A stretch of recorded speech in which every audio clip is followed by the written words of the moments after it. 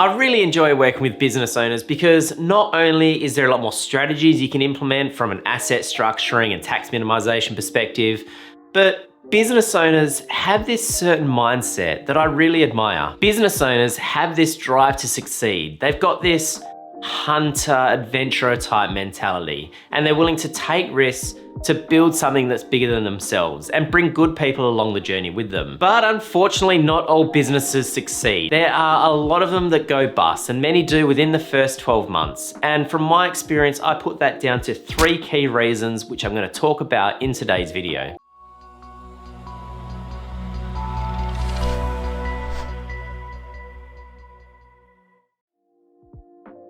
Hello guys, Brad here from The Guided Investor. Welcome back to the channel for another video. If you're new here, consider hitting that subscribe button because I post regular videos about how you can do more with your money. And today we are talking about 3 key reasons why businesses fail in the first 12 months. When you sift through all the garbage and the lingo, the concept behind a business is actually very simple. A business is there to fill a need.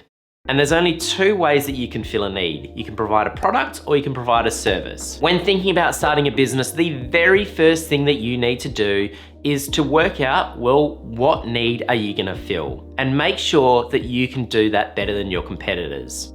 So if the need doesn't exist, or if you don't have the skill set and the resources to do it better than your competitors, then it's probably not worth opening the doors in the first place. And because it's a business and not a hobby, you need to make sure that the cost for you to deliver on your product or your service is less than what people are willing to pay for that. In other words, the business needs to be profitable. But when you're starting out a new business, sometimes it can take time to build up that revenue, which brings me on to point number 2.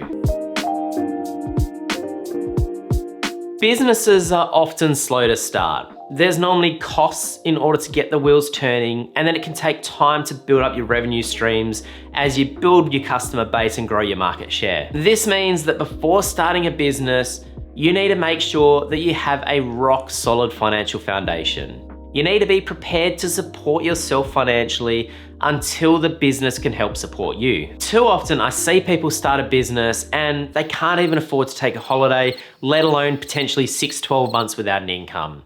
You need to have financial stability before you dive into starting a business.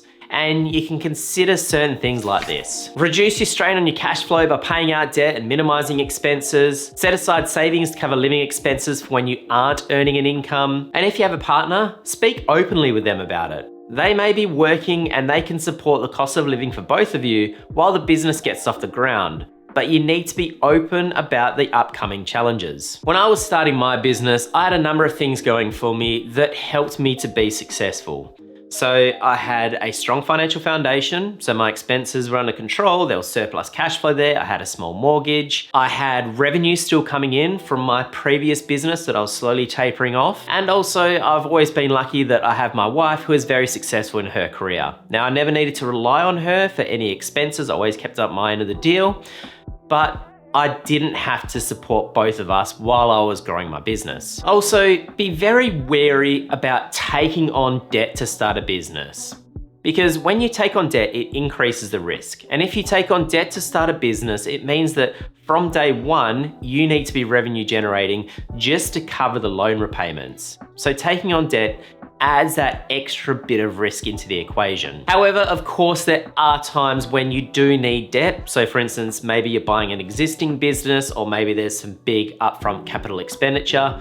Now, if that is the case for you, just make sure you plan for it appropriately.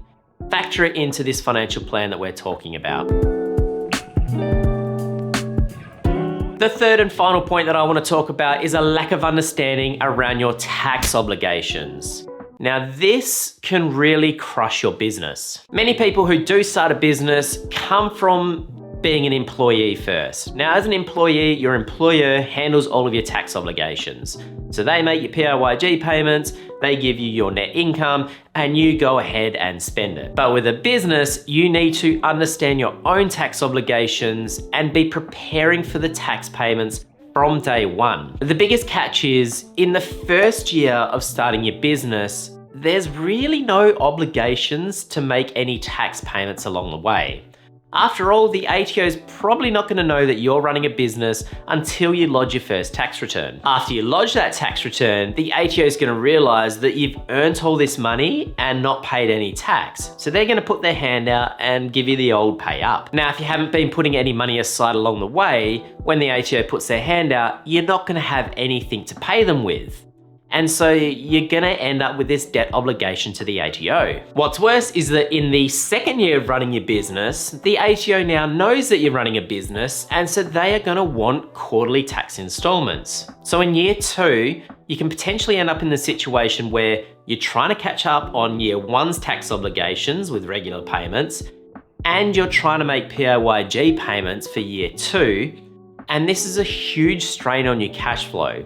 And it can crush a lot of businesses before they really get off the ground. And remember, just because a business is profitable from an accounting perspective doesn't actually mean that you have cash in the bank. There's a difference between accounting profit and actual money left over thanks to CapEx and OpEx. Now, if you don't understand what I'm talking about, then you need to do a little bit more homework first and make sure you work with a good accountant. So there you have it, my 3 key reasons why businesses fail in the first 12 months. Now, this video isn't supposed to scare you off starting a business. I actually think that running your own business can be an immensely rewarding thing to do and a great wealth creation strategy as well, one which you'd consider in phase 2 of wealth creation.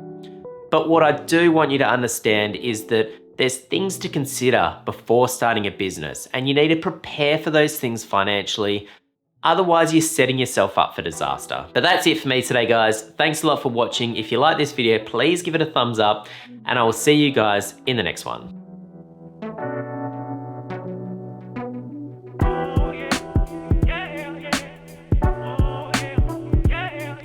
Yeah.